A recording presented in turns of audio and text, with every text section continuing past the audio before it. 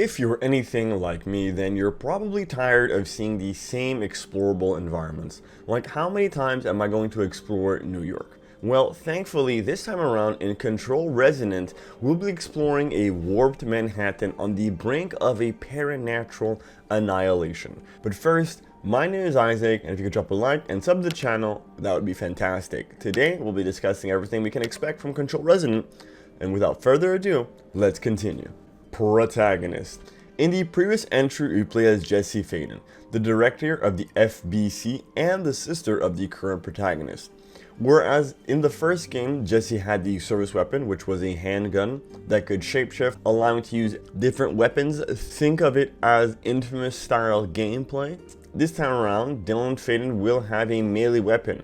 Dylan had been held captive by the FBC since before his sister was in charge.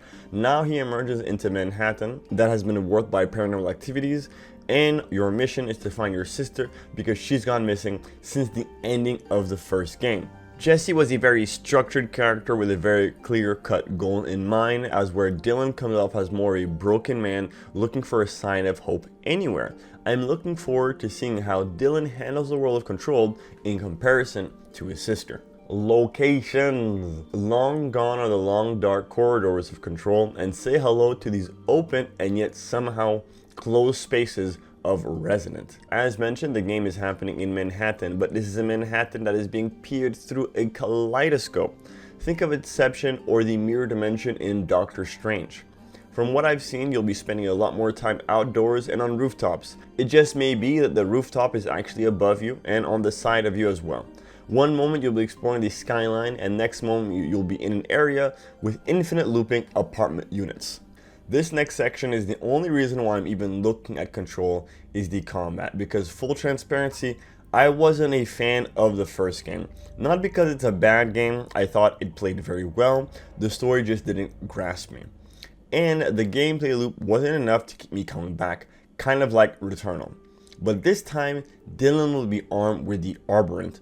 Essentially, Dylan is armed with a stick that can shapeshift into more useful forms, like a two-handed hammer for slow, powerful attacks, or something else like a dual blade, or even fists. And you guys know me, when it comes to fist weapons, I know! I know, I got it. I got the concept.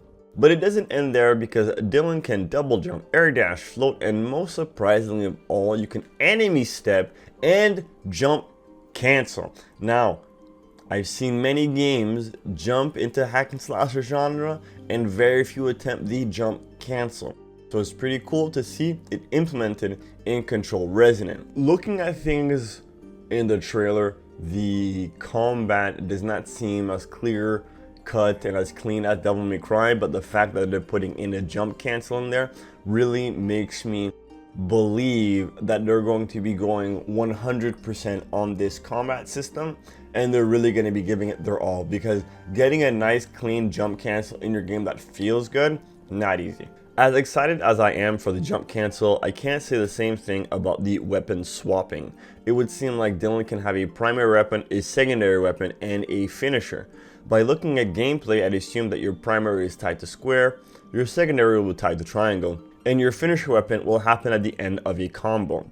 We do not have a true weapon swapping, but we do have extra abilities that can be equipped. Some of those abilities being offensive, like a big ground slam, while others are defensive, like a rock shield, which can also be used offensively. Even though it may not be what a true character action game is, I'm still very interested in seeing what Control Resonant will bring to the genre. Pre-order and editions. I never want to encourage pre-ordering games because they're digital and literally infinite, but that doesn't mean I won't talk about them. To be honest, I don't really see the point in pre-ordering the game. All you get is one skin and a pickpocket tool, which I don't even know what that means in the context of Control, but as of right now, it doesn't really seem worth much. If you do want to do a little extra spending, you can buy the steel case version with a physical copy of the game. Yes, I know, insane. Or get the digital deluxe edition, which comes with the main game, AWE mission outfit, a digital art book, original soundtrack, starter resource bundle, and untapped artifact wallet. I still don't know what that means. As of right now, it would seem to me that the digital deluxe edition is really going to be for the hardcore fans. And last on our list, New Game Plus. It kind of became the norm for New Game Plus to come out months after the initial release, and I'm happy to say that Control Resonance will not be following the trend. New Game Plus will be available at launch, and the game was built with New Game Plus in mind, since you're unable to unlock everything in one run. New Game Plus will give players more freedom to experiment with their builds with tougher enemies. That is everything I know about Control Resonance, which is coming to Steam, PlayStation, Xbox, and Epic on September 24th, 2026. That's going to be it for me. If you found this video informative, let me know by hitting that like button and subscribing. If there's anything I missed, be sure to let me know in that comment section.